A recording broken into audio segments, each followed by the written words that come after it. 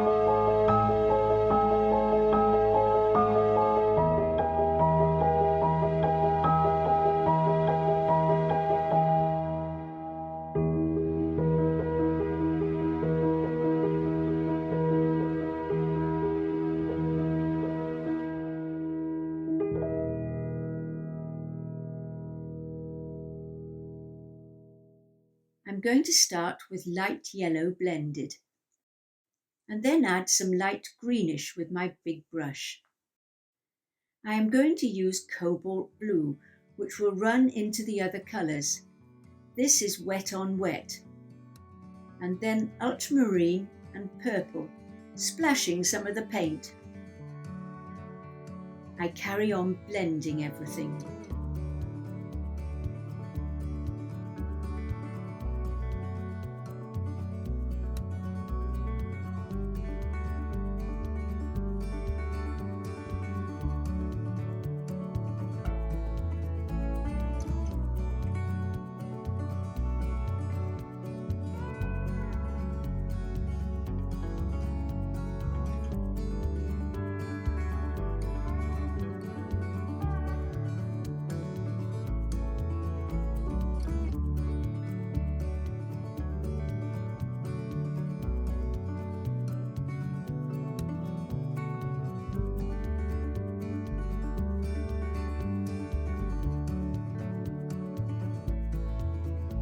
Shadow on the wall, shadow on the vase. Shadow creates the shape of a flower. All I'm looking for is a pattern and simple shapes. You create the shadow area, the light area is already painted.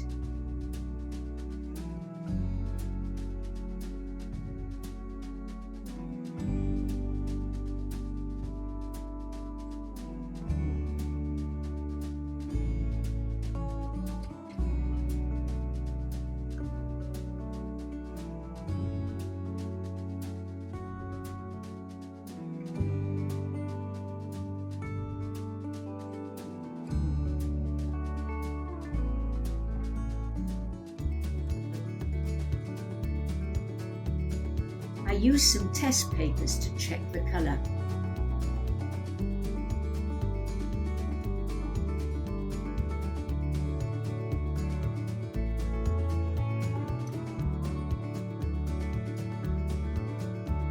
I'm changing brush and I'm adding reddish colours. The beauty of wet on wet is blending. You should see how the water is moving on the paper. You have to control it.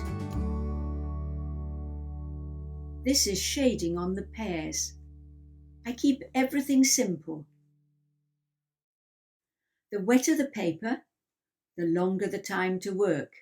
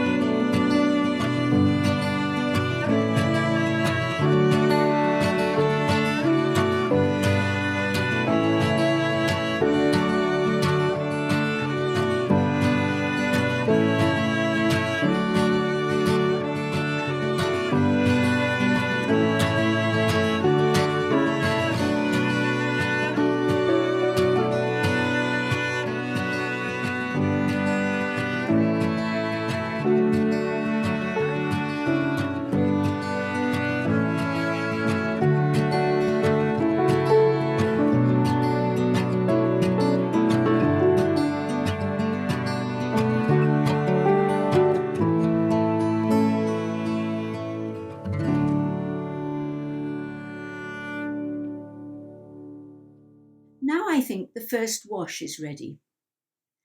I have to let it dry completely before we remove the ruby masking fluid.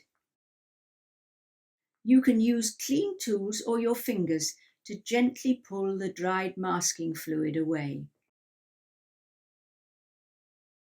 Now the paint is completely dry, we can build the new layer on top. Otherwise, you may disturb any pigments sitting on the top. I don't go into many details. I'm not copying the beautiful design of the vase. I'll concentrate on the harmony of the painting. I'll protect some of the first wash area for brightness.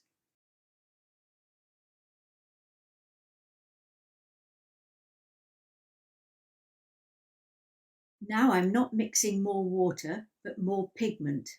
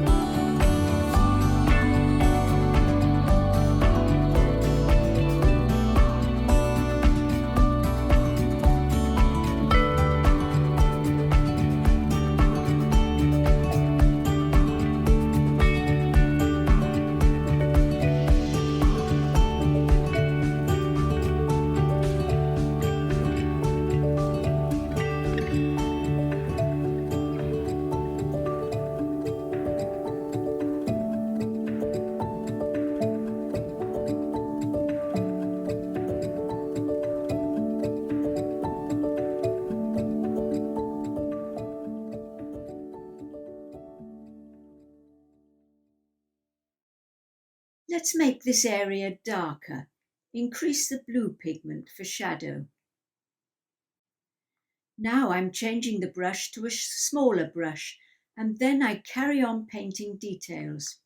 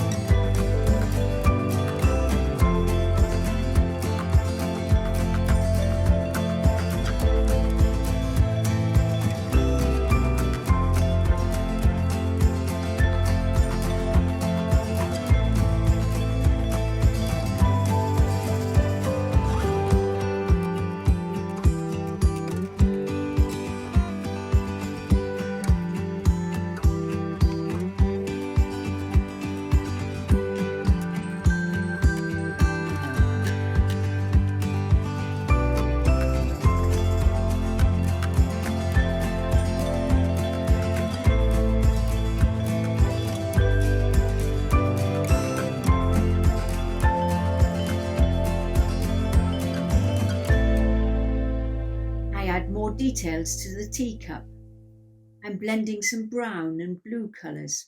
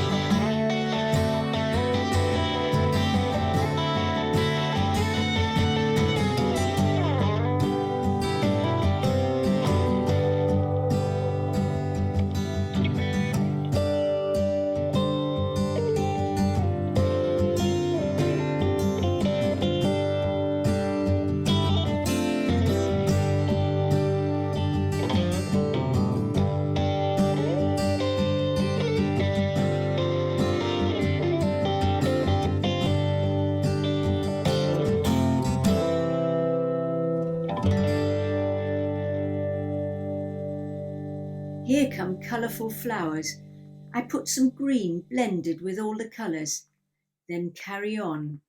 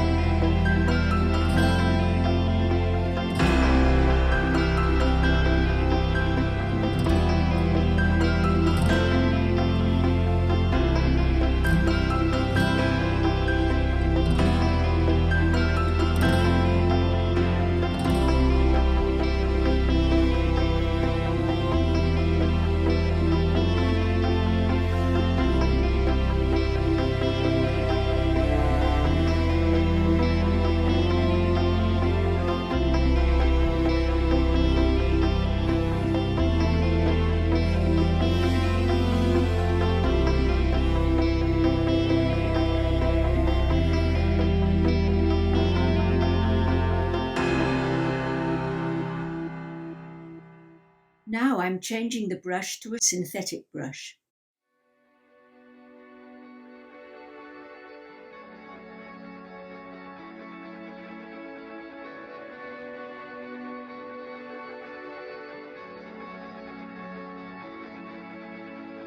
Here will be a tablecloth, so a little bit of red as pattern.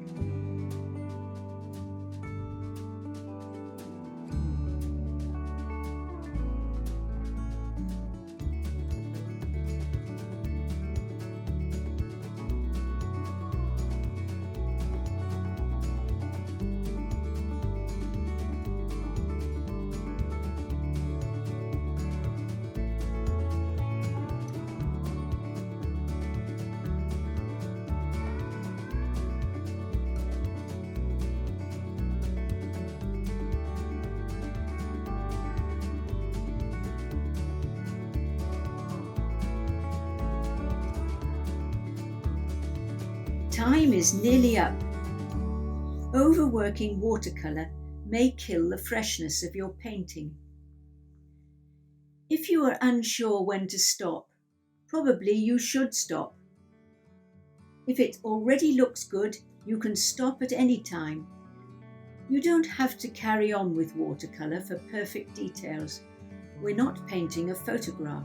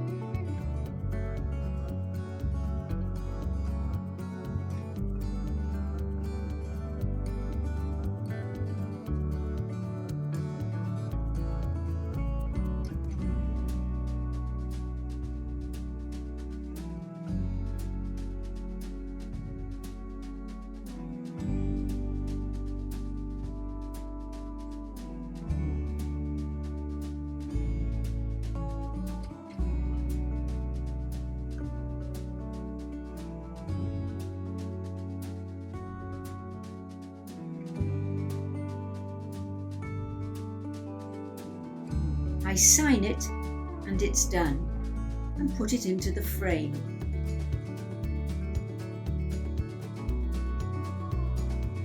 Thank you so much for spending time with me. I hope you had fun, obtained some new ideas and skills, and can incorporate them into your work. There will be lots of trial and error, but as we know, it's part of a process. The important thing is to play and have fun. Experiment and repeat. It's a chance to find out your new style or colour mixture.